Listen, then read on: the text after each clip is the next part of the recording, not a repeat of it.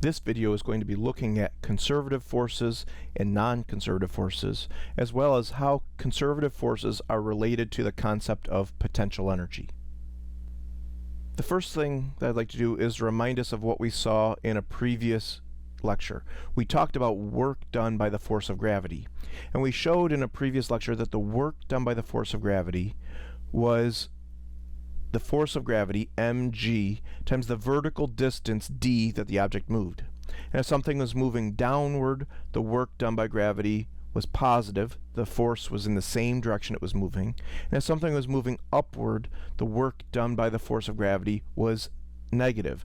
The force was opposite the direction it was moving. This is a similar way of writing this. It's looking at it in terms of an integral, but it's showing that the work done by gravity is negative mg times delta y. But notice, if something moves upwards, delta y is positive. The final height minus the initial height is positive. And so if delta y is positive, the work done by gravity is negative. And if something moves downward, delta y is negative. And so the work done by gravity, it's a negative times a negative, which is positive. So that agrees with what we had said before. The most important thing to notice about the force of gravity is that the work done by the force of gravity was completely independent of the path followed. It only depended on the change in height. And so in the picture, it shows a ball that's moving to the ground along 4 different paths. And the work done by gravity along each of those 4 paths is the same, because the change in height is the same. It doesn't matter if it moves along the path where it goes straight down to the ground, or it goes along the diagonal path, or it moves along the curved path. Because the change in height was the same, the work done by the force of gravity was the same. We're going to see that this idea that the work done by gravity is independent of the path is going to be important with the idea of the force of gravity being a conservative force. And just a little introduction on the idea of potential energy in conservative forces. We're going to have an object moving from point A to point B. And there's going to be a force F acting along the object, doing work on the object as it goes from A to B. So potential energy is energy of position. The potential energy at a point is related to its location at that point. The object has a certain value of potential energy when it's at point A. It has a different value of potential energy when it's at point B. And that potential energy is associated with those positions A and B. As it goes from A to B, the change in potential energy between those 2 positions is just the potential energy at point B minus the potential energy at point A. It only depended on those beginning and ending locations, because potential energy is associated with those locations. And we're going to see that potential energy can be transformed into kinetic energy. And the change in kinetic energy is going to be the opposite of the change in potential energy. Since the change in potential energy did not depend on the path, the change in kinetic energy must also be independent of the path. As the object moved from A to B, it arrives at point B with the same kinetic energy no matter which path we took. And we've talked previously about the work energy theorem, that the net work done equals the change in kinetic energy. Here, the only force that's doing work is that force F, and so the change in kinetic energy equals the work done by that force F. Because the change in kinetic energy did not depend on the path, the work done by that force F also does not depend on the path. And that's going to be the definition of a conservative force. A conservative force is a force where the work done by that force is independent of the path. And we're going to see that potential energies will be associated with conservative forces. And so now just a little bit about conservative forces. Some examples that come up in introductory physics of conservative forces are things like the gravitational force and the spring force. Those are examples of conservative forces. In electricity and magnetism, you also have the electrostatic force. The electrostatic force is a conservative force. Some examples of non-conservative forces are the force of friction, the force of air resistance, If something is moving through a fluid, then that fluid drag force. Those are all non-conservative forces.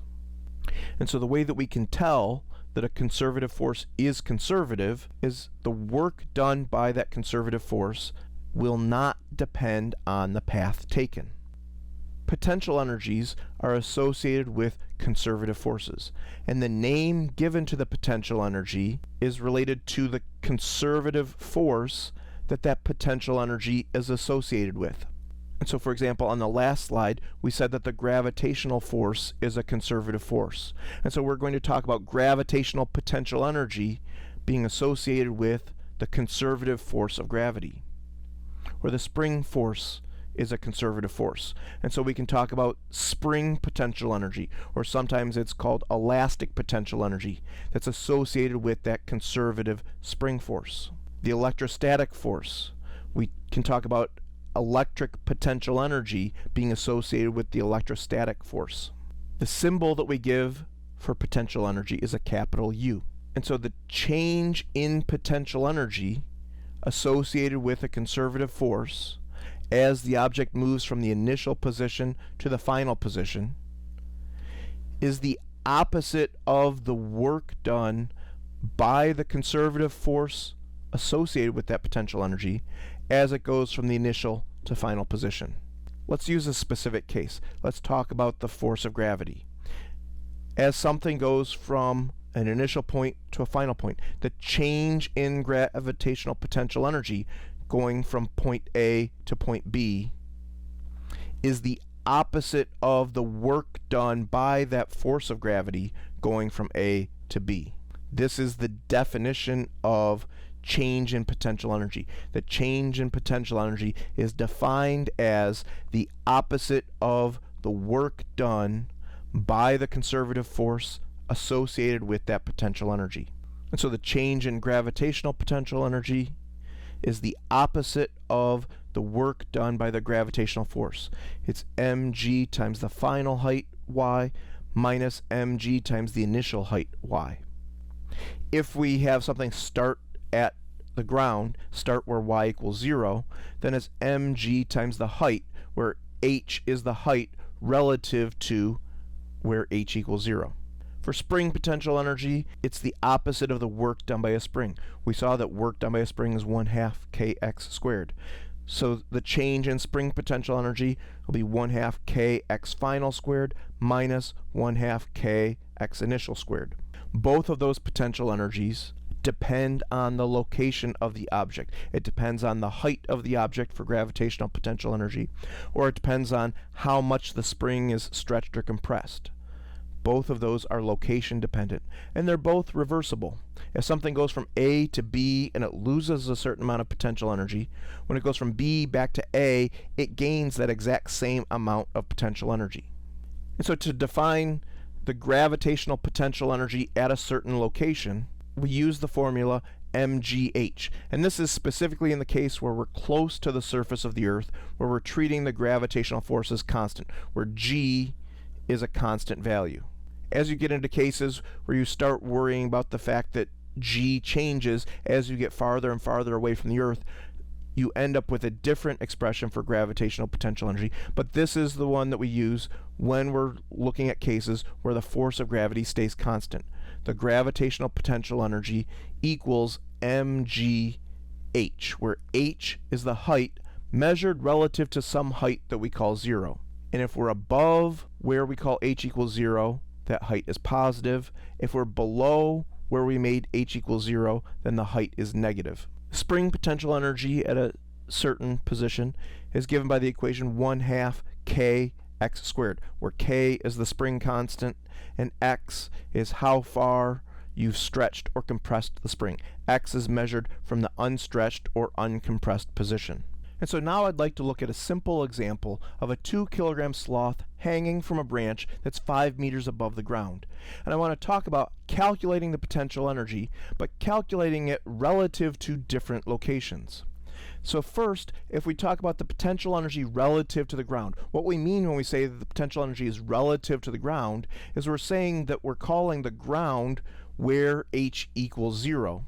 And so that means that the sloth is at a height of 5 meters relative to the ground. And so the potential energy relative to the ground would be 2 kilograms times 9.8 meters per second squared times that height of 5 meters relative to the ground. So its potential energy relative to the ground is 98 joules. If we want to find the potential energy of the sloth relative to the balcony, that means that we're saying that the balcony is where h equals 0. And so the sloth is at a height of 2 meters above the balcony. And so when we find the potential energy relative to the balcony, it's 2 kilograms times 9.8 meters per second squared times the height of 2 meters, which is 39.2 joules. So we see that the potential energy itself has meaning only if we know where that potential energy is measured relative to. In the third case, if we wanted the potential energy relative to the branch, that means that we're calling the branch h equals 0. So the sloth is at a height of 0. And so the gravitational potential energy relative to the branch is 0. And so each of those values, 98 joules or 39.2 joules or 0 joules, those are all the potential energy of the sloth. And so potential energy by itself doesn't have meaning unless you know where that potential energy was measured relative to. If the potential energy itself doesn't have meaning, then some people think maybe there's no point of even talking about this. But the thing that really has meaning in physics is the idea of changes in potential energy. And so to illustrate that, let's look at the sloth dropping down to the ground, and let's look at his change in potential energy as he falls to the ground in each of those three cases.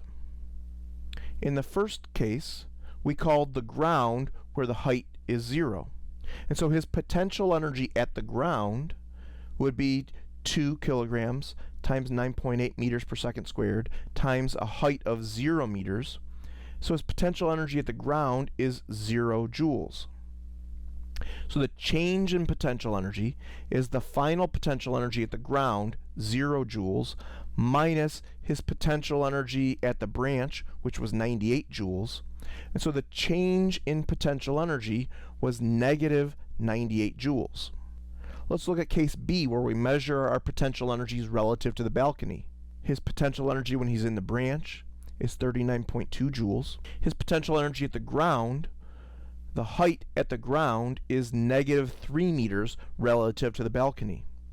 And so his potential energy at the ground is 2 kilograms times 9.8 meters per second squared times a height of negative 3 meters. We need that negative sign because we're below where we called h equals 0.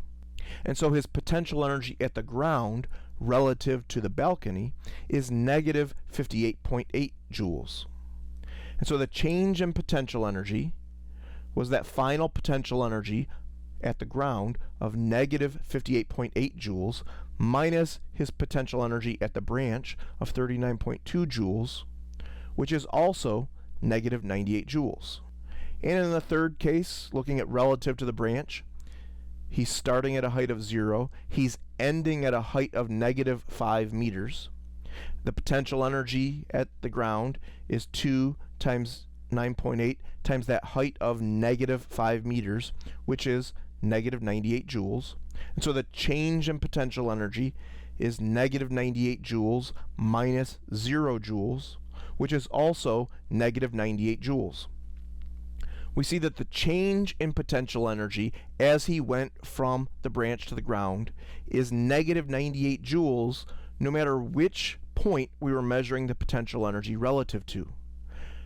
The important idea is we can pick whatever height to be 0 we want, but then we have to leave that point fixed. We measure our potential energies relative to that point, and what we're interested in is what the change in potential energy is between 2 points. It's just like at the beginning of the year when we talked about position and displacement. Position is measured relative to some origin. If you shift where the origin is, it shifts what your position is relative to that origin. But the important concept was displacement. It was the change in position. And the change in position didn't depend on where your origin was located. Your change in position was the physical quantity that really mattered. Just like here, it's the changes in potential energy that are the things that are going to matter. We've talked about conservative forces and said that we can tell that a force was conservative if the work done did not depend on the path. I want to quickly show that we can identify non-conservative forces by seeing that the work done does depend on the path. So let's look at this example. We have an overhead view of a box sliding along the ground. And this box is going to move from the starting point P to the ending point R. But it can either move directly from P to R, or it can move from P to Q, then to R. And so as it moves along the path going from P to R, the distance that it moves is the square root of 2 times L. As it goes from P to Q, it moves the distance L. As it moves from Q to R, it also moves the distance L. So we're going to look at the work done by the force of friction along these two paths. Work done by friction, it's the force of friction times how far it moves, but because the force of friction is in the opposite direction that the object is moving, the work done by friction is negative, and it's the force of friction, coefficient of friction times the normal force. Here the normal force is mg. The normal force equals the force of gravity. And so the work done by friction is going to be negative force of friction times how far it moves. Along the path going from P directly to R, the work done by friction is negative force of friction times the distance, the square root of 2 times L. In the second case, when it goes from P to Q and then from Q to R, when it goes from P to Q, the work done by friction is the negative force of friction times the distance L. And then when it goes from Q to R, the force of friction changes directions. It's still acting exactly opposite the motion. And so the work done by friction is also negative force of friction times L. And so that work done is negative force of friction times 2L. We can see that the work done along those two paths, P to R and then P to Q to R, the work done is not the same. And so because the work done by friction was not independent of the path, that means that friction is a non-conservative force. That's how we identify that it's a non-conservative force. And we're going to see that work done by friction, it dissipates energy as heat, and we're not able to get that energy back. It's an irreversible process. In the next video, as we talk about the idea of conservation of mechanical energy, we're going to see why we give the name conservative to conservative forces.